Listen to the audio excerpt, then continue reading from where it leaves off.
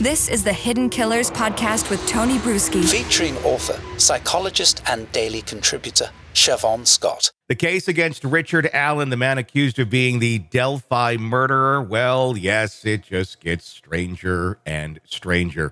What we were planning on talking about is the hearing. It's now been pushed back to March 18th.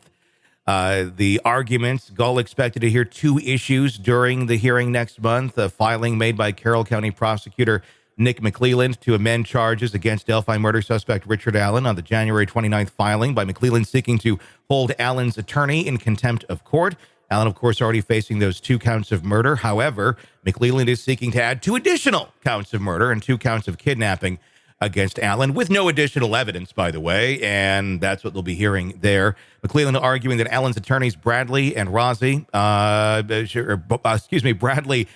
and Andrew Baldwin should be held in contempt for evidence leaks traced back to Baldwin's office and for violation of gag orders. But wait, there's more.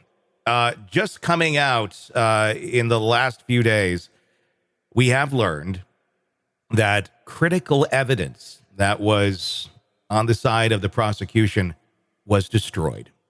Video evidence of interviews with 2 suspected Odinists that were possibly considered suspects in the murder. That video evidence, it's gone due to a DVR program error discovered on 9/20 of 2017. All recordings up to February 20th, 2017 are recorded over. There's no detectable audio found on the drive, is what they're saying, as the defense going, we need to see this information here of these other people that you suspected. Well, guess what? We don't have it anymore. It just happens to be gone. So, Siobhan, you're learning about this as I say it. They're seeking to have the case dismissed now with this new chapter of insanity into it. To not have the evidence, to not have those interviews that were conducted the weeks the girls went missing with people that they suspected could possibly be the killer. And it took 4 years to arrest Richard Allen, who raised his hand saying, I was there. It seems a little suspect and continues to play into this cover-up conspiracy theory. Really disturbing. My first thought is, can they get a better IT person to help them out with their equipment? Oh, my Lord. What a mess. Yeah, that's really disturbing. It just is. It's one of those cases where it gets stranger and stranger by the week. And it makes me wonder, we're talking about Odinists again here that are on the tape, and I don't really buy that there's a cult out there sacrificing children, but I do buy that, there could be suspects out there and people who are really not the brightest in the world and really get their identity by watching too much Marvel and Thor, and they think it's cool to have a Odinist tattoo or things of that nature in mass. That being said, this information is gone. We're sitting here with Richard Allen in prison the way that we are. I don't understand how so many of these things happen in the way that they do, and the system just continues to ride along like there's no problems. That's just been kind of shocking to me, the way Gull's been handling everything. What's been your thoughts?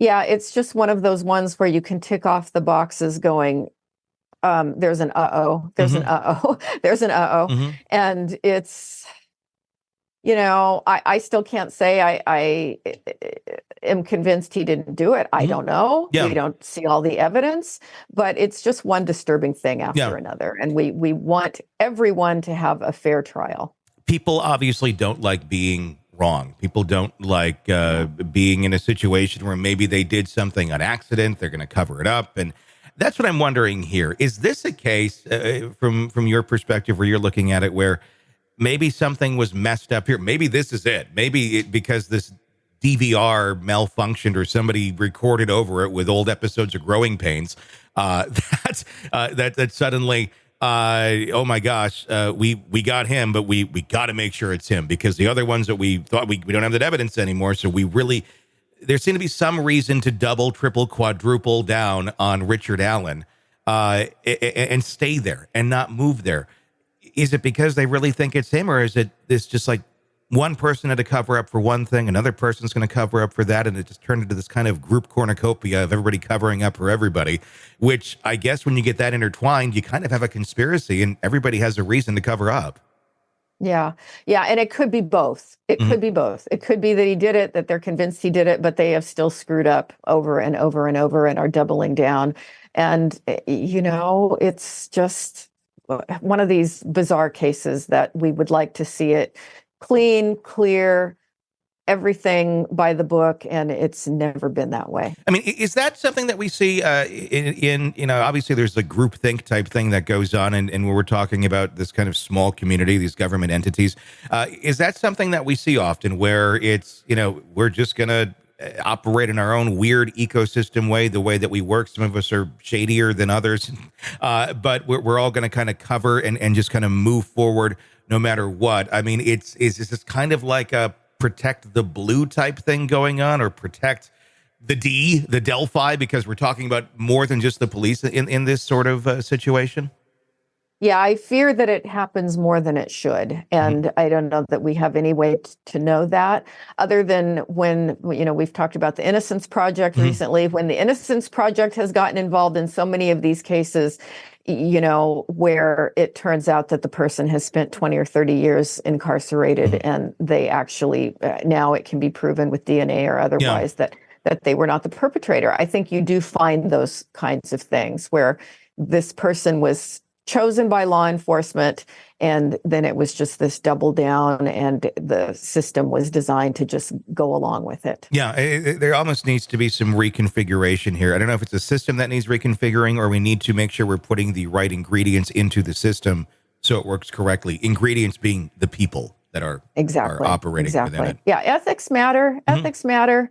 And, we see over and over again where the ethical component is just not there, and you get a bad outcome. Yeah. Sick of the ads? We are too. Start listening with no commercials now and get access to all of our episodes in advance of everyone else. Become a True Crime Today Premium Plus subscriber on Apple Podcasts. Search True Crime Today Premium Plus on Apple Podcasts, or go to our podcast page and sign up now. True Crime Today Premium Plus. Sign up now.